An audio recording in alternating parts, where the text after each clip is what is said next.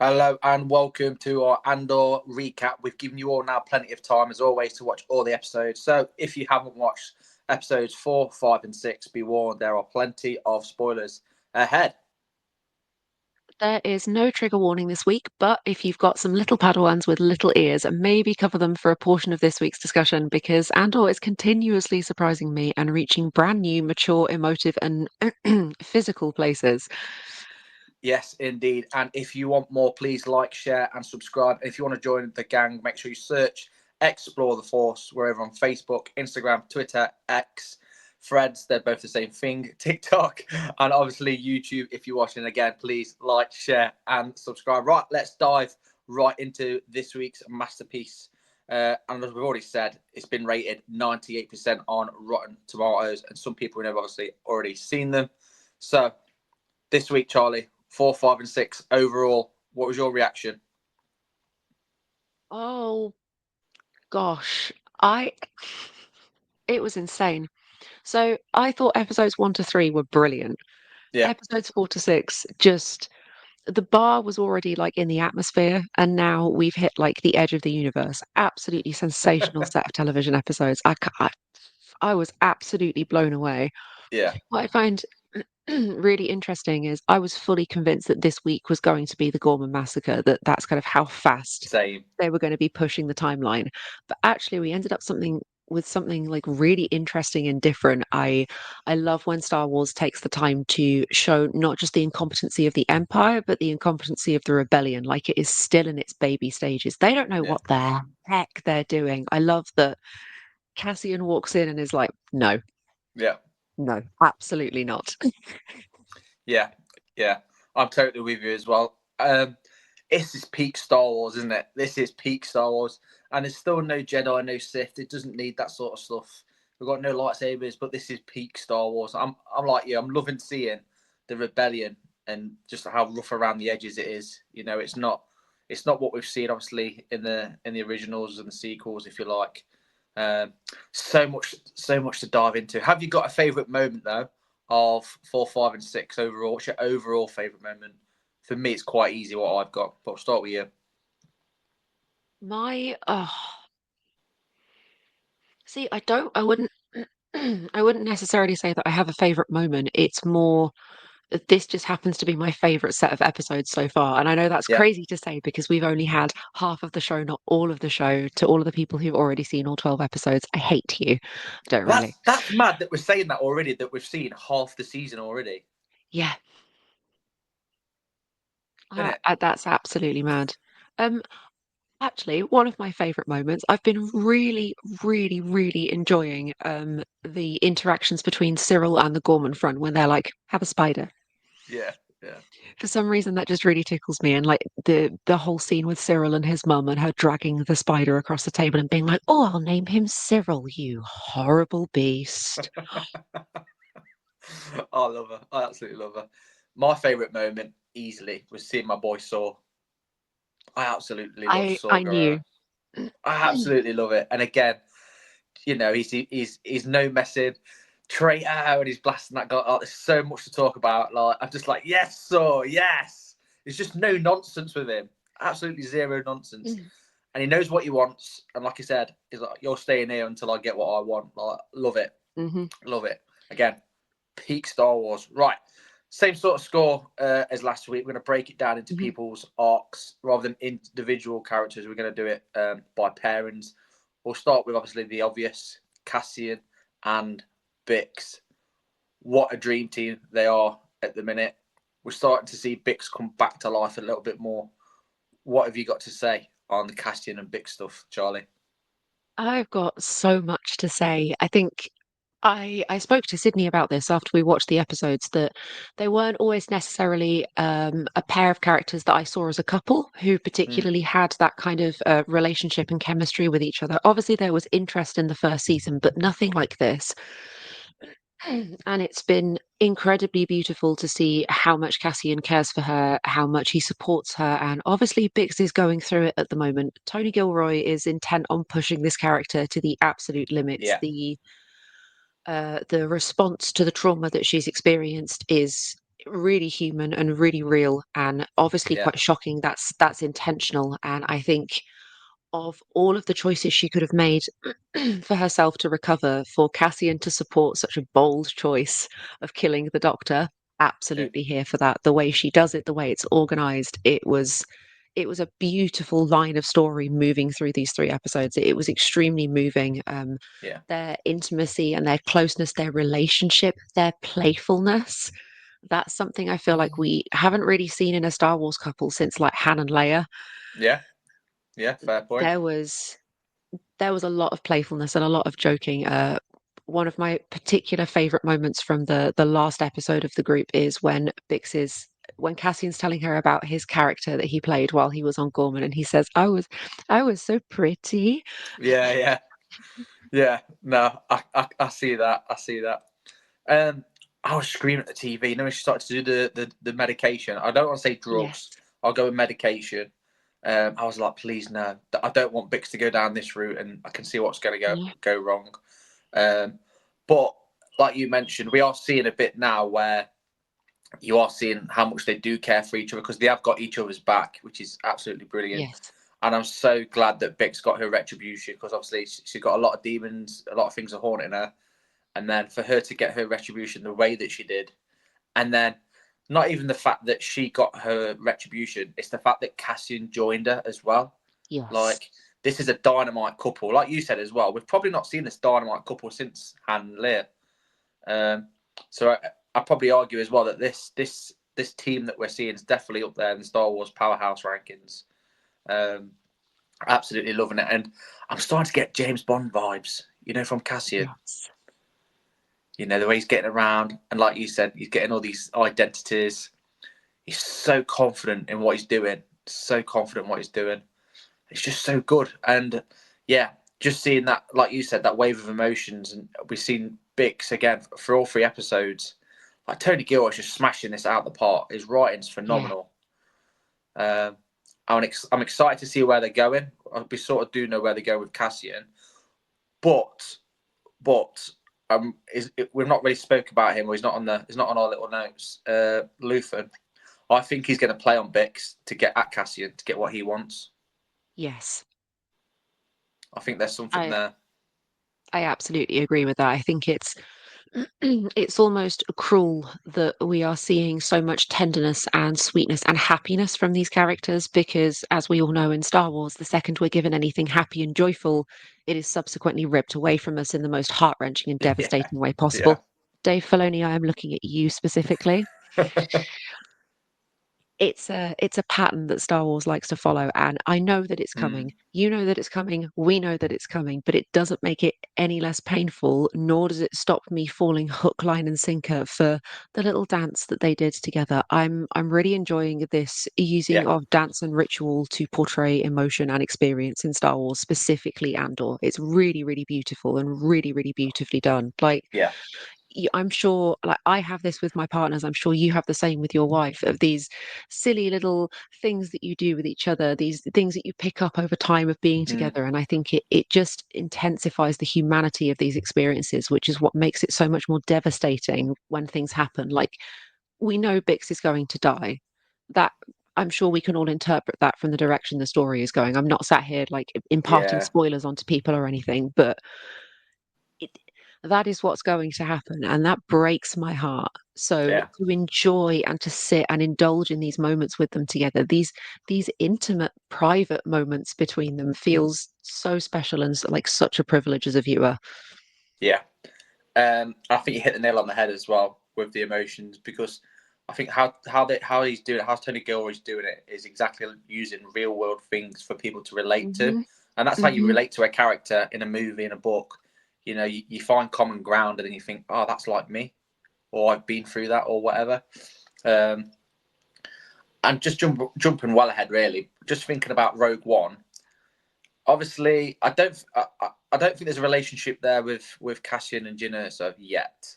Like there's no love at all. But what I think we see at the end, where spoiler alert, the doom is coming for them both on the beach. I don't think that's love that we see at the end because they hold hands. I think that's just pure fear, isn't it? So I think that's the build up to this that Hmm. we're seeing. We're seeing a really strong Cassian towards the end. Well, at the end of Rogue One, then we see him really vulnerable, really weak. Um, but yeah, anything else to add on the Cassian and Bix arc? Yes, I'm going to keep going. I really, really enjoyed. Obviously, the fashion in this season has been somehow even Phenomenal. more of a step up. Yeah, And we will get on to Mon Mothma in a minute because I need to talk about that dress. Oh my God, absolutely stunning. However, Cassian's whole look with the blue suit and the shirt and the coiffed hair and the and the glasses shades. Yeah. and the so different for him, but so, so beautiful. He played the part really well. That was really fun. Yeah. Diego Luna was obviously having a fantastic time. Yeah. We've Yeah. only ever seen Cassian all like scruffy and rugged around the edges. And ladies and gentlemen, it was getting a bit warm. It was getting a little bit warm. Yeah. No. Again, props to the costume team, and Tony Gilroy said it on his live stream how good it was. Yeah, it's just incredible. I need them shades. Those shades are incredible. Immediately, I was like, Jack will want those shades. In my Yeah. head, I was like, he's going to want them. Yeah. Something else I No. did want to mention. Don't you find it interesting to see how not only has Cassian grown since the first season, he's almost doing Luthen's job. He's filling those shoes. Luthen is grooming Yeah. him, I guess is the best way of putting it, for this leadership position. And he trusts Cassian explicitly. He trusts his opinion. He trusts his judgment. This is why he's being sent into kind of the wider rebellion to figure out what's going on. And Cassian, I feel like you're being a bit blind, my lovely. Be careful. Yeah. Please be careful because I don't trust Luthen. I don't No. trust him at all. No. And I think he's getting towards that as well because we saw a bit of friction, didn't we, between him and Luther. He's very very Hmm. protective. Cassian is of Bix. Obviously, when Luthen came round straight away, he was like, "Why?" Asking questions. I thought something's going to go wrong here. Um, and then he was like, straight away, he's going straight to Luthen and confronted him. Um, but yeah, I think the biggest takeaway from the Cassian and Bix arc is the relationship that's growing and grown. Like we're Hmm. seeing something now again, arguably as big as Leia and Han. I'd probably say as big as Padme and Anakin as well. It's definitely up there. But yeah, next little arc is the Mon Mothma, and he just sort of touched on it. And Krennic, we're seeing more of Krennic again. Love Krennic, but Mon Mothma. We'll start with the Mon. What's your thoughts on Mon Mothma on these couple of episodes? Was absolutely delighted to see her in the first episode. I think I screamed at the television "mother" repeatedly for about 5 minutes because just delighted to see her as always. Um, I like that her story this week was building up to it's called an industry night when you open up a gallery collection to the very important and fancy and rich people before you let the general public in, the riffraff in. Yeah, So that was really fun. I love any kind of ball, any kind of party, because there's also, did you guys catch when Bix wasn't doing very well and she was watching the trashy telly? We had two Coruscant talk show hosts talking about the Imperial Ball. Very exciting. Fun fact, one of the people on that TV screen is Ruby Wax. oh, nice. Didn't know that. Yeah, really, really cool. Also really kind of inspired by Effie from the Hunger Games for any of my Suzanne Collins fans out there. That was super fun. I Yeah, so we see her absolutely stressing her way around the Senate, doing the meetings and the discussions and the please, please, we need votes. We desperately, desperately need votes against the Emperor, Yeah, please. And just every single person she's speaking to has a list of excuses as long as my arm about why it's not a good idea and we must yeah, support the Emperor and it's yeah, it's a new time. I couldn't do it. I'd be having a nervous breakdown. I really would. She is a pillar of strength and obviously wound up so tightly with fear, it feels like the slightest little knock and she's going to shatter. yeah. No, I totally agree. And it is hard. It's a hard watch to see. People turning down the votes, and that's again So hard. no one really knows what the Emperor is or what he's about, do they? No. That's the interesting thing. And seeing the Senate again, wow, mind blown. Um, her husband Perrin kills me. He absolutely kills me. So You know what? unsupportive.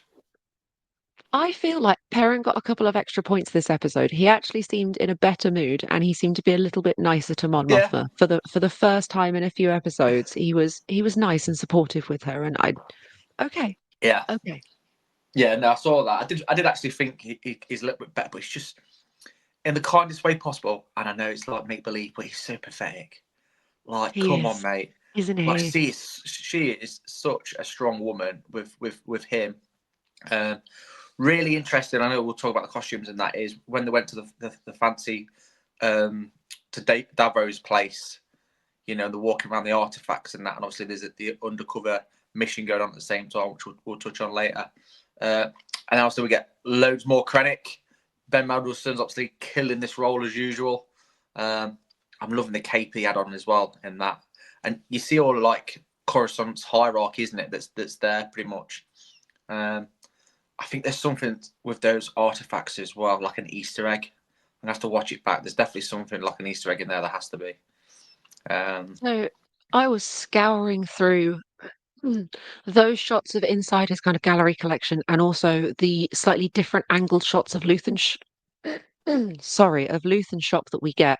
yeah. There's another one of Padme's headdresses in there, Yes. which Yeah. I didn't spot before. But I didn't see anything specifically in Davo's collection. But what I did really enjoy is how do I phrase this properly without swearing?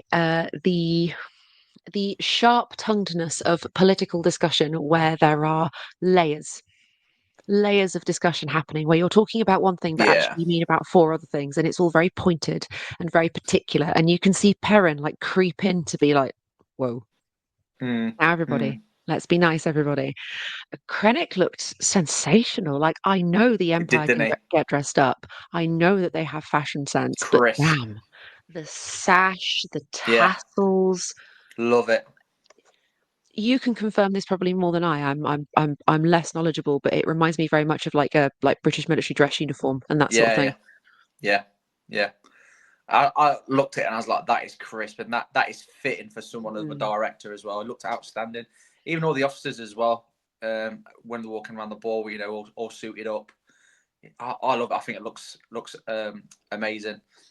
And that was pretty much it, really. I think for Mon Mothma and Krennic. Um, Again, I just enjoyed their little diva off. I just enjoyed the yes, little I was about to chemistry, say the little back and forth they were the having. conflab, the battle of the mouths or battle of the wits, I think we'll call it, was very good, very good. I think Mon Mothma had to be careful not to go too far because I think Krennic could sort of sense like, you know, there's a little bit Mm. more to this woman than she's putting on. Mhm. Um, but yeah, you can see that now. Mon Mothma's she's sort of getting backed into a corner. She's not getting the vote she wants. She's having, No. let's say, open arguments with people now about um, their end game or the goals of the empire, if you like. So I think we are going to get Mon Mothma in a corner, and then, like you say, she's just going to break.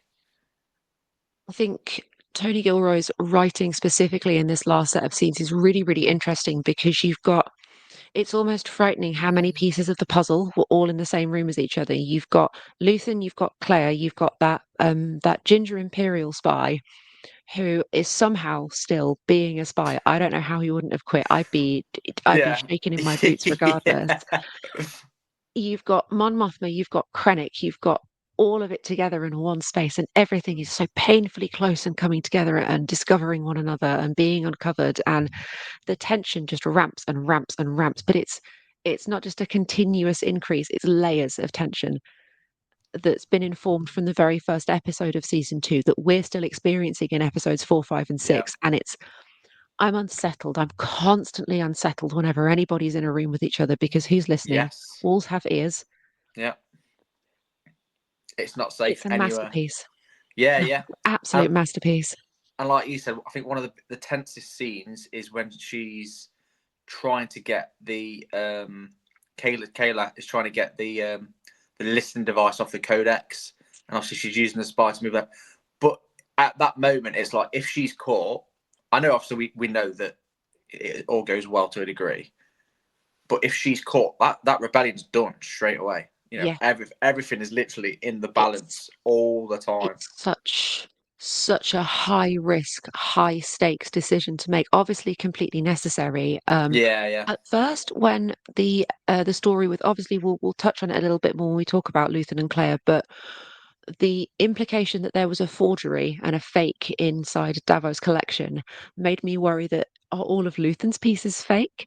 Is that another part of like why he's scared of being caught out? I don't think that's necessarily true, but this increasing of also it's always Claire who has to do something. It's always her. Mm, That mm. poor girl. But who's in charge out of them two? That's where I'm confused at.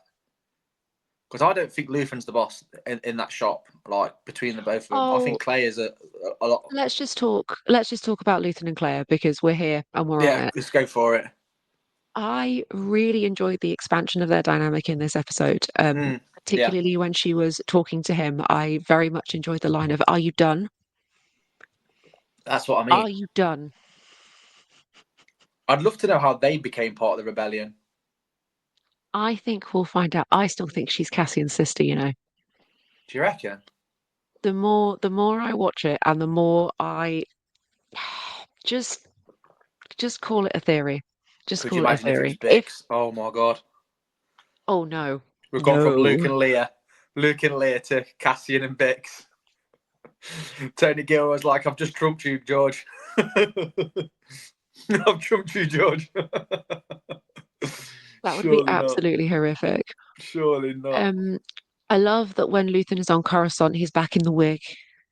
Yes. I love Yeah. watching him Yeah. simper and perform and switch it on like a light switch. There are so many. I Yeah. think I spent more time watching Luthen in those scenes than I did anybody else because though he doesn't speak, his body language and his Elegance. facial expressions are. It's brilliant, isn't he? I absolutely love him. You know when he walks in, like you said, there was a wig. He's like so elegant and graceful, and when they're looking at the artifacts, he's like, hmm. Like I'm just like, I'd love to play that role. Give me a wig, I'll go and do that. I think it's Stellan fantastic. Stellan Skarsgård is a fantastically, fantastically physical actor in that aspect, and I think Yeah, he's really connected with the character of Luthen, and we know that Tony Gilroy has worked incredibly closely with they all have though, aren't they? They're like every single all of the person is just cast and like shows. doesn't it? What did we think? Again, it's going completely off script, but that's what we do. What did we think of the recast of Bale? I thought it was Ooh, fine. interesting. So this caused quite a discussion in our household. I think because I was so focused on the rest of the show and there was so much going on, Yeah. it didn't really clock to me that there was anything different, particularly like obviously I know that is not the same actor and I know that they've recast and Tony Gilroy said specifically in an interview he wanted to slip this in now because if there's more with the character later on in the episodes, he didn't want it to be jarring or so jarring for us as viewers. Mm, So it was. I think Nick struggled with it a little bit. But obviously, everyone's opinions and tastes are different. But I think yeah, it will settle. I understand there were some casting issues, there were some scheduling problems with the original that's actor. right. Yeah, So yeah. And let's not forget as well with Bale that this is the third Bale Organa that we've had off the top of my head. So obviously we had yes, um I forgot his name now from the originals. So you know people are getting excited. This is the third iteration. It's not the second iteration. So calm down, people. Calm down. Um, but yeah, the next arc, two of my favourite people, Dedra and Cyril. Now, we've already spoken about favourite moments. Charlie, you know where I'm going with this straight away. And this is probably an awesome clip, but turn the lights off, I melted. If I was Cyril in that room and I had a blaster, I'd be like Han Solo off. God, I wouldn't even go for the light switch. I'd just shoot the lights. Turn the lights off and be like, God. so if our wonderful viewers and listeners remember to the start of the episode, this is maybe the time for those little ears to go away for a little while. Yeah. I Star Wars has there's absolutely I think in Revenge of the Sith, or no, my apologies, in Attack of the Clones, when Anakin visits Padme and Mm, she's wearing that dress, yeah. we are all adults. It is very heavily implied what happened that evening. Didn't need to see it, didn't need to have it kind of spelled out for us. Yeah, I've Obviously there is quite a lot of literature in Star Wars that touches on these more sort of adult topics. I was not expecting Andor to do this. Obviously, if you have a long distance relationship with somebody and you've not seen them for a little while and you don't have much time together, there is absolutely one thing you are going to be doing. I didn't expect it to be played out like that. The chaste brilliant. kind of cheek kiss that they had when he came in was so control. She is Yeah, incredibly controlling, down to absolutely everything. take me, I read an Dedra. interview. Stop it. I read a really interesting interview with Denise Goff where she talks about how for this role she spent a lot of time researching female psychopaths, Yeah, and that for women those traits of psychopathy express themselves quite differently to men. There's not a lot of individual action, there's not a lot of individual violence perpetrated by the female psychopath. She is yeah, much yeah, more inclined to manipulate others to do it for her, yeah. which is exactly what we're seeing with Cyril. And she is using him and abusing him, and I he is know. lapping up every single second of it. The excitement on his little face when she said twice, "Turn the lights out." Yeah, and you touched on it there and go into a bit more. Like Cyril's really coming to his own. He's starting to Mm. own it a bit more. He's confident. Again, awesome part when he was like, would it upset you or would it change anything if I said this is the best moment of my life? And she's like, as long as you're happy. I See, absolutely love that. I think that was such a beautiful moment. I think Yeah, the way you could see she was going to say something mean and tell him yeah, to like shut up, but she yeah, stopped yeah, herself and was like, "Oh, at least you're happy." yeah. But this does break my heart. I do have a soft side for Sarah because she is using him. Like Yeah. I thought it was a genuine relationship, and I was like, like I was genuinely happy for her. Like, oh, at last he's had a bit of happiness. And then obviously in the episodes there, you find out actually it's not what you think or Cyril thinks. So bless him, he thinks he's in a genuine relationship, but I think I think he knows as well, but not knows. I think he's playing her and she's playing him, and they have no idea. You know, like Mr. and Mrs. Smith. I think that's the sort of Yes. thing that we're going to get with those two. Um, I'm interested to see who cracks first. I'm interested to see yes. who turns first, because I think even though Cyril's obviously he's like double and triple bluffing at this point. It's very Tinker Tailor Soldier Spy. I'm enjoying myself. Very exciting. Yeah. He's doing all of these different things and he's reporting back, and he's a rebel, but no, he's not. I'm Yeah. really enjoying that aspect of it, but I want to see who's going to break first. So I think Krennic is using Daedra as the fool for the Gorman massacre. He will use her to Yeah. take the fall, and Yeah. I think that will be what makes her crack. I don't know if Cyril's going to go first. I'm curious as to how deep their loyalties lie, whether that's with each other, whether that's with the Empire. Mm, yeah. It's fascinating. It's all very fascinating to me. And Yeah. yeah, um, Denise Goff is Outstanding. absolutely fantastic. She is outstanding. Yeah. Yeah. Great on-screen chemistry. I hope they don't like do blast each other like a Mr. and Mrs. Smith sort of thing, or one of them dies and one of them just turns to the rebellion because they're heartbroken. Maybe I don't know. I don't know. There's just so much. We'll talk about Val and Sintra last, because there's one more thing I want to mention actually about Cyril and the Resistance, the Gorman Front. I love where Tony Gilroy's got this inspiration for the Gorman Front. It's clearly World War II, the French Resistance. Let alone, I know they're talking French. That's obvious. Um, but the way they operate, they're all underground. You know, they've got in the suites, they've got the hidden messages, which we used to do as well in World War Two. The radio stuff, like there's load. It's absolutely amazing. Those spider things freak me out a little bit, but I like spiders. But what I was hoping for as well, and we did finally get it. I wanted to see a real one, if that makes sense, like in the episode. And then Yes. when he walked past and there was one weaving a web, I was like, oh wow. Um, but yeah, I absolutely love the Gorman Front. I think they're a fantastic little outfit. I loved how they operate. I loved how Cyril's infiltrating them, and I love the fact that he didn't even pretend. They all were speaking French around him or their language, and then at the end of it, he did the whole hand signal with it, hand from the chest, and then spoke it, and they're all like, "Oh!" I love stuff like that. But yeah, Dedra and Cyril, awesome as always. Next time we're going to talk about is Saw Wait, Gerrera. wait, wait, Oh, go on, wait. go on. Whoa.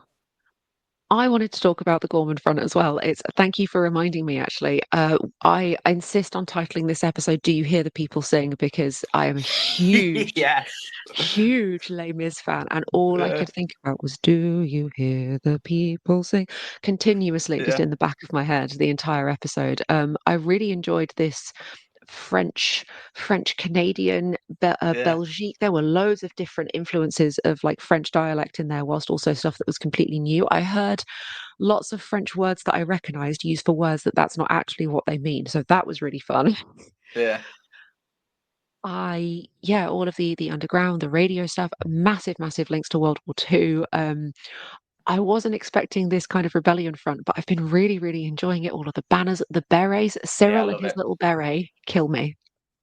Yeah. No, I seen that. And I was like, oh my god. Costume department again, though, killing Absolutely. it. And yeah, seeing the real spider, they've talked a lot with various characters about, oh, go and visit the silk mines. Yeah, They make a wonderful tour. Show me. yeah. Show I want to me the see. spiders. Yes, absolutely down for that. Yeah. So yeah, moving on. Saw Guerrera and the bomb. Saw looking in fine shape. I love his armor that he's got on as well. I love his Like, armor. talk to me about this because it's not a character I'm hugely familiar with. Is he okay? Why is he so unhinged? Well, like you mentioned in the Clone Wars, you see it as well. He loses his sister, which he was very very close to, uh, and his sister. I think if his sister was alive, she'd be more the rebellion type. Because obviously he's not the rebellion. He's more of a resistance. Hmm. If his sister is alive, she was the complete opposite to him. So she was the calm, collected, the plans, and he was like the muscle. And you see it with his with obviously the gases and that. He's just lost the plot. I think he's losing his sister pushed him to the edge. He's been pushed out by the Empire. I love the gang that he's got, with two tubes and all the other creatures and that. Tubes. Yeah, I absolutely love that. Um, and yeah, he just looks good. I love Forrest Whitaker's an amazing actor anyway. You just hang off every word, and I just love how like he's just no nonsense, doesn't mess about. He's not stupid. It really does feel like the battle of the Grammy at the moment. These actors are chewing that Oh yeah, scenery, and I'm here for it. I'm here for it. Forrest Whitaker is an absolutely incredible actor. He brings a level of characterization that is so unique to not only just kind of film and television as a whole, but specifically to Star Wars. There is no other character like this. There is none. yeah, And even though his history is not something I'm familiar with, I feel his pain. I understand where he's coming from, why he feels the way that he does. And it's so nice that he mentions the Gorman Front by name in season one. Now we're dealing with the Gorman Front, and he is still as incredibly critical of anything that isn't his resistance group. Something else I really enjoyed for my Rise of Skywalker fans. Yes, this is the rebel base in we see in Rise of Skywalker. This yeah, is the resistance base, yeah, and that made me so unbelievably happy. Like, I will take the tiniest shred of reference to the sequels. Thank you, Tony Gilroy. Thank you. yeah. But I think these three episodes is where we see Saw's descent into madness because I think at Yes. this point these are more like pirates in my view because they're just taking what they Yeah. want, and he even says that as well to him, doesn't he? He's like, take what you want, get what you want, and off we go. I know they changed the X-wing for Saw as well. Um, the design of it, the underneath, there's a pattern on there. Look back and check that out. But yeah, I think we're starting to see his descent into madness, and I think Willman, like he was confident when he met Saw Gerrera, and then he sort of realised, oh, what I've got myself in for now. I did think that Willman was going to get killed, once he'd provided his usefulness. Um, Also, I think as well is with Saw Gerrera, he is quite clever. What do you think about Saw Gerrera? I specifically about the lad. we thinking that he was the one who was going to get killed. I really, really enjoyed that misdirection. I like the fact Yeah, that he is constantly unhinged. All of his decisions are unhinged, unpredictable. Never let them know your next move. That's Saw Gerrera at the moment. yeah, And it's terrifying. But this is the thing. This is where I side with characters like Luthen and Saw Gerrera. I think Rebellion needs that touch of madness. yeah. You do. I think it's necessary. I think you have to be madder than the ones you're fighting against. Yes.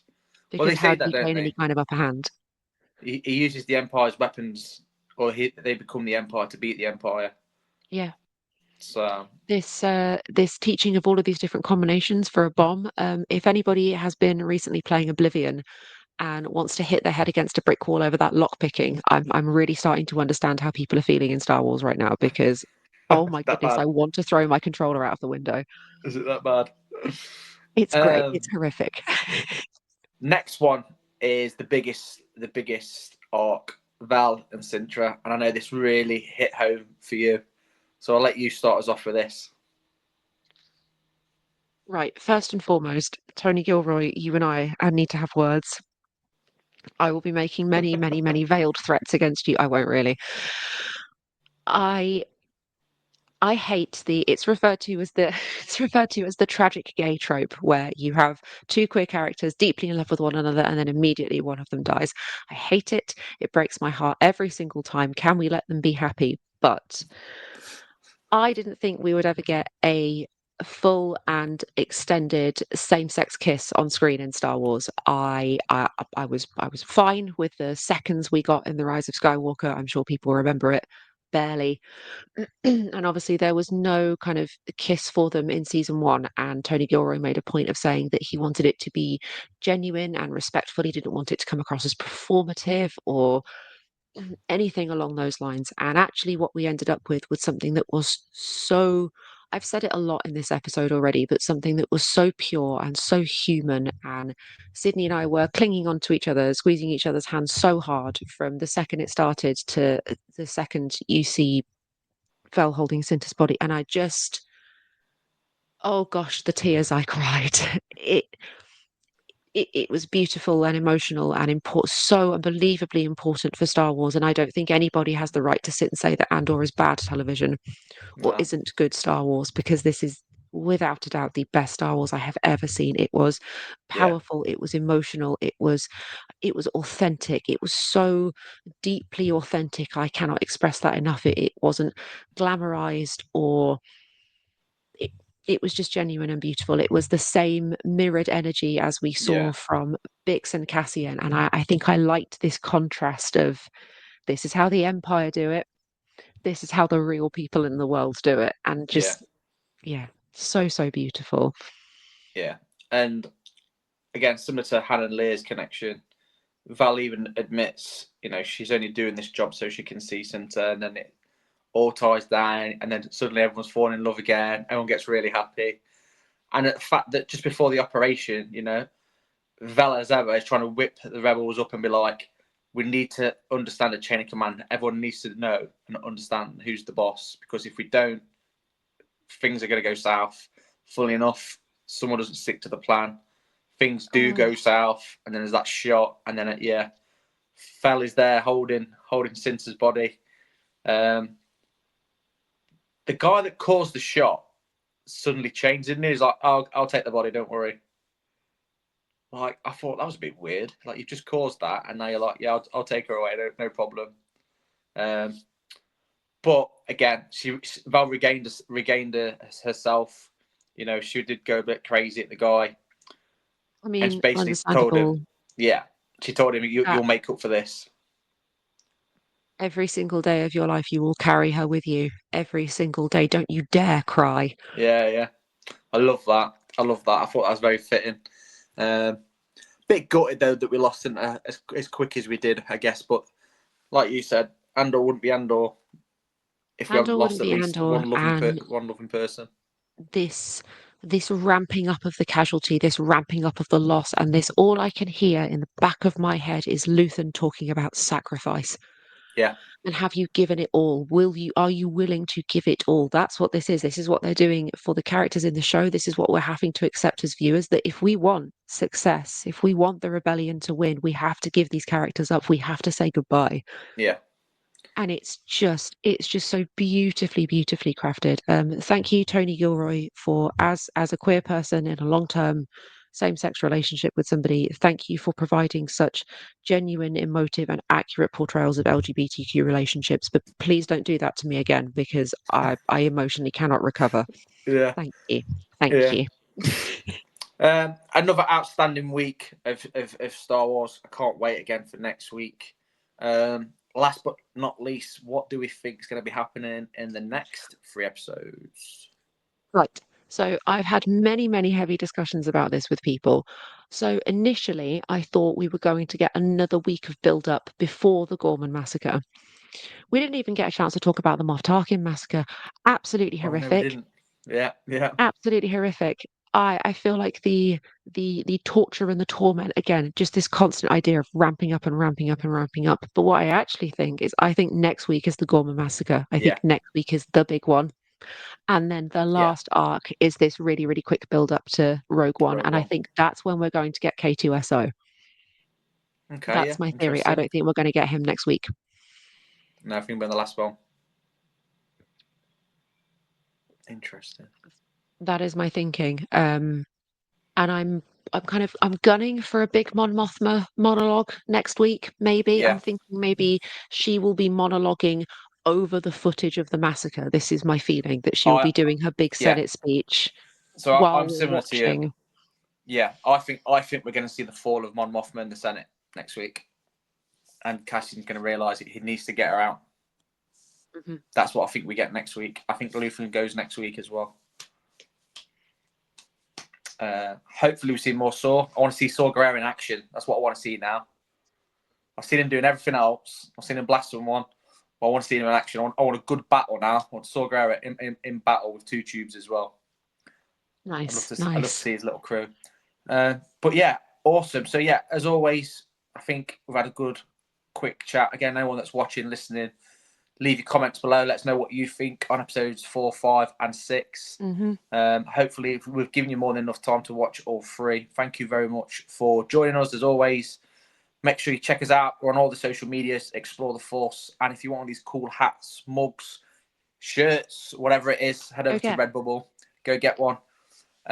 Yeah, thank you very much, Charlie, for joining us. We're going to be dropping our You're next welcome. episode Tuesday. Mike and Hmm. Jimmy will be doing a build up for episodes 7, 8, and 9. Any final words, Charlie?